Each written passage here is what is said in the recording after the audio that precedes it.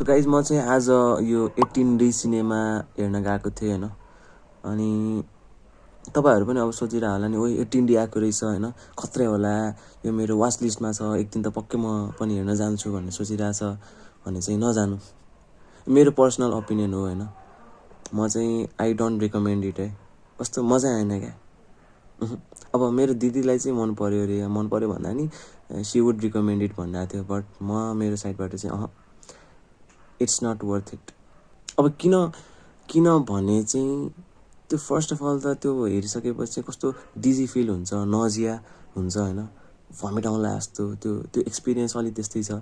अनि त्यो फिल भइरहेको छ क्या, लाइक इट्स लाइक 2-3 घन्टासम्म चाहिँ मलाई त्यस्तो फिल भयो होइन। अनि त्यो फिलिङको लागि चाहिँ it was not worth it जस्तो भयो पहिला सुरु त। अनि अर्को भनेको चाहिँ अब 18D भनेपछि त कस्तो आफू नै त्यहाँ त्यो इन्भाइरोमेन्टमा छ जस्तो फिल हुनुपर्ने हो नि त, तर त्यस्तो फिलै भएन क्या। त्यो अब जस्तै मानौँ डाइनोसरको थिम छ भने त्यो डाइनोसरहरू पनि कस्तो अलिक कार्टुनिस्टिक भयो क्या, अलिक रियलिस्टिक हुनुपर्ने हो नि त, तर कस्तो कार्टुन जस्तो भयो क्या, अलिक रियल फिल भएन क्या, हुन्छ नि त्यो मजा आएन क्या। अनि त्यस्तो थ्रिलिङ पनि भएन क्या, अलिक डर लाग्ने जस्तो त्यस्तो खासै भएन क्या, इक्कुसे मात्र भयो क्या।